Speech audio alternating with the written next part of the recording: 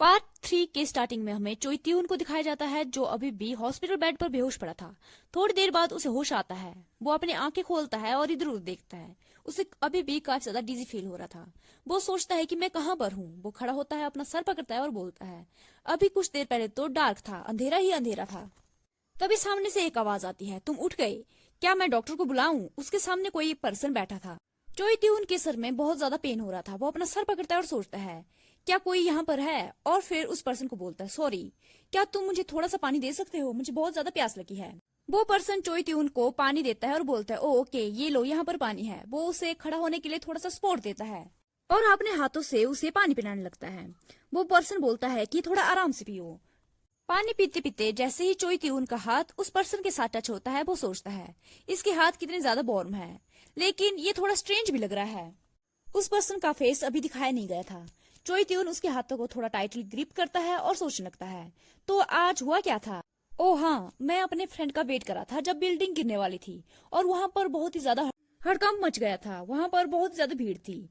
लेकिन उसके बाद वो याद करता है कि एक पर्सन उसके पीछे आया था और उसे बचा लिया था और उस पर्सन ने उसकी आंखें भी बंद की थी। ये सब चीजें याद करते ही चोई त्यून प्रेजेंट में अपनी आंखें खोलता है और होश में आता है और जल्दी से उस पर्सन की ओर देखता है जो उस हॉस्पिटल रूम में उसके साथ था। वो पर्सन और कोई नहीं, कुआन यंग होता है। वो चोई त्यून से पूछता है, तुम कैसा फील कर रहे हो? क्या तुम्हें अच्छा फील हो रहा है?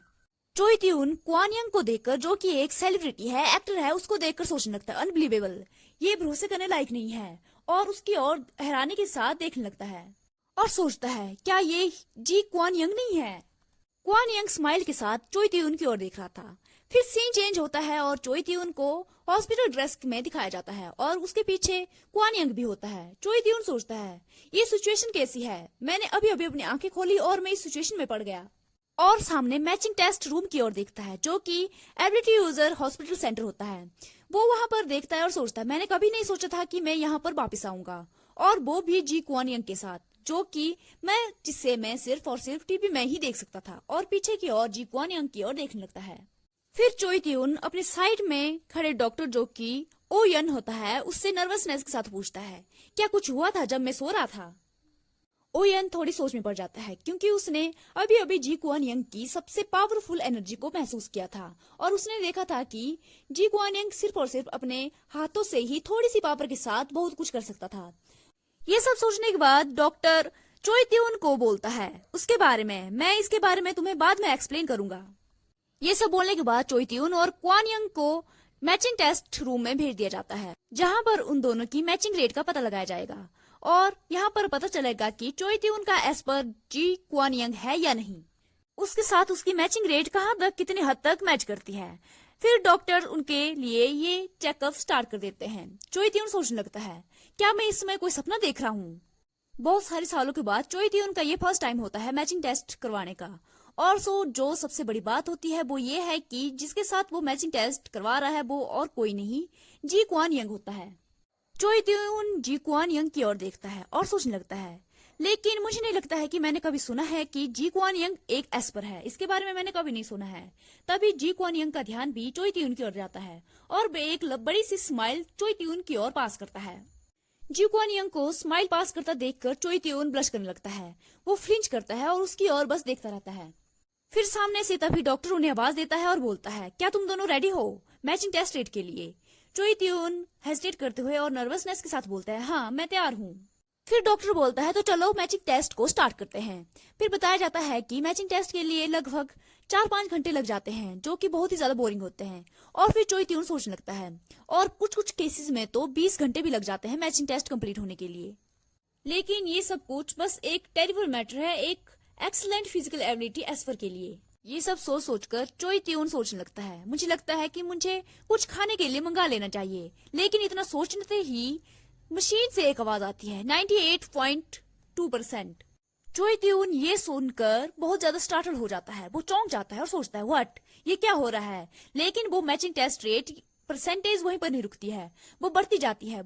उसके बाद वो बढ़कर 100% हो जाती है। उसके बाद 121% हो जाती है। ये सब मैचिंग रेट बढ़ते बढ़ते डॉक्टर भी हैरान हो जाते हैं कि ये सब क्या हो रहा है। और चोई त्यून को दिखाया जाता है, जो बहुत ही ज्यादा हैरानी के साथ कुआन यंग की ओर देख रहा था। लेकिन कुआन यंग बिल्कुल काम होता है, उसे कोई फर्क नहीं पड़ रहा था।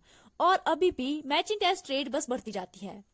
चोई त्यून बहुत ही ज्यादा सरप्राइज्ड हो गया था। वो हैरानी के साथ सोचने लगता है, हैंग ऑन, यहाँ पर हो क्या रहा है। तब भी फाइनल रिजल्ट आता है जो कि 151.2% था, जो कि सबसे हाईएस्ट परसेंटेज थी आज तक की।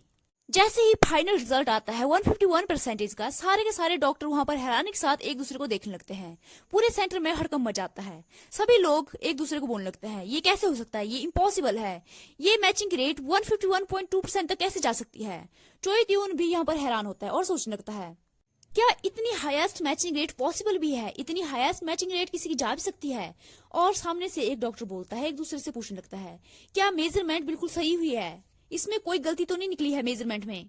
सभी डॉक्टर इसलिए हैरान थे क्योंकि जो नॉर्मल मैचिंग टेस्ट के लिए टाइम लगता है वो 5 आवर का होता है और कभी कभी तो 20 घंटे भी लग जाते हैं। लेकिन चोई त्यून और क्वान यंग के केसेस में सिर्फ और सिर्फ कुछ मिनटों में ही उनका टेस्ट रिजल्ट आ गया था। और जो मैचिंग रेट टेस्ट यूजुअली होता है वो 30% से 50% के बीच में ही उनकी मैचिंग रेट आती है।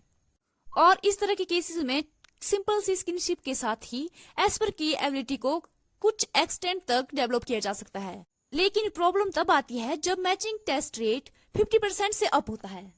इस लेवल पर सिंपल स्किनशिप जैसे कि हग और सिंपल हैंडशेक इम्पॉसिबल हो जाती है सेंसिटिव एस्पर को शांत करने के लिए। ये बहुत ही ज्यादा मुश्किल हो जाता है जब एस्पर की पावर ऑलरेडी कंट्रोल से बाहर हो जाती है। तो इस केसेस में सिंपल स्किनशिप या हग काम नहीं आता है। दूसरे शब्दों में हायर लेवल के लिए गाइड से और ज्यादा इंटीमेट सीनों की जरूरत होती है। उसके बिना हम एस्पर को कंट्रोल नहीं कर सकते हैं। फिर चोई त्यून नर्वसनेस के साथ सोचने लगता है, एटलीस्ट 70% तक मैचिंग रेट सही रहता, लेकिन मैं बिलीव नहीं कर पा रहा हूँ कि हमारी मैचिंग रेट 151.2% तक चली गई है। इतनी हाई मैचिंग रेट किसी की कैसे हो सकती है, ये बहुत ही ज्यादा हास्यास्पद है। दूसरी ओर डॉक्टर्स को दिखाया जाता है जो अभी भी आपस में बात कर रहे थे और एक दूसरे से बोलने लगते हैं, ये संख्या रियल कैसे हो सकती है, ये मैचिंग रेट रियल कैसे हो सकती है। 50% मैचिंग रेट वाले लोगों को पहले ही एक्सपेरिमेंट का विषय होना चाहिए, लेकिन रही बात 100% से अधिक मैचिंग रेट वालों के लिए, ये तो बहुत ही ज्यादा अनप्रिडिक्टेबल है। यहीं दूसरी ओर हमें डॉक्टर ओयन को दिखाया जाता है जो सोच रहा था कि तुम्हारी 90% से अधिक मैचिंग रेट है, मैं तुम्हें बधाई देना चाहता हूँ, लेकिन तुम्हारा पार्टनर जी क्वान यंग है, उसने पहले ही शारीरिक और कौशल स्कैन के लिए मना कर दिया है। हम उसकी ना तो कमजोरियों का विश्लेषण कर सकते हैं और ना ही उसकी ताकत का अनुमान लगा सकते हैं। और सबसे बड़ी बात तो ये है कि उसने बहुत ही भयानक तरीके से किसी की हत्या करने से कोई भी संकोच नहीं किया है। बिना हेजिटेशन के साथ उसने किसी की हत्या कर दी, वो भी भयानक रूप से। हम जी क्वान यंग की विचारों को नहीं समझ सकते हैं और उसकी एबिलिटी का अनुमान लगाना तो उससे भी ज्यादा कम है। ये स्पष्ट है कि उसकी पावर बहुत ज्यादा है, लेकिन हम उसका अनुमान नहीं लगा सकते हैं क्योंकि उसने फिजिकल स्कैन और मेंटल स्कैन के लिए मना कर दिया है, जिसके कारण हम उसकी पावर का कोई भी पता नहीं लगा सकते हैं। टर्क अपने हाथों को टाइटली क्लिंच करता है और सोचने लगता है, अगर इसकी शक्ति का उपयोग केंद्र या राष्ट्र सुरक्षा के लिए किया जाए तो ये बहुत ही ज्यादा सहयोगी होगा। लेकिन इसके बजाय इसने अपने लिए एक परफेक्ट गाइड ढूंढ निकाला जो इसकी पावर को मेंटेन कर सकता है और इसके आपा खोने से बचा सकता है। और इसका गाइड और कोई नहीं, चोई त्यून है। ये खतरनाक इसलिए भी है क्योंकि अगर इसने टेररिस्ट बनने का सोच लिया तो इसको रोकना बहुत ही ज्यादा इम्पॉसिबल हो जाएगा, हम इसको नहीं रोक पाएंगे। ओयन इसके बारे में बस सोच ही रहा था, तभी चोई त्यून मैचिंग टेस्ट रूम से बाहर आ जाता है और ओयन से पूछता है, क्या इन मैचिंग टेस्ट नंबर में कोई दिक्कत है, इनमें कोई प्रॉब्लम है, ये इतने ज्यादा हाई कैसे हो सकते हैं, शायद इसमें कोई मिस्टेक हुई होगी।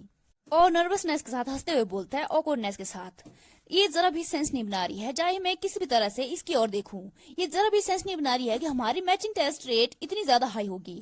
लेकिन डॉक्टर कोई भी जवाब नहीं देते हैं, वो एक दूसरे की ओर बस देखते रहते हैं।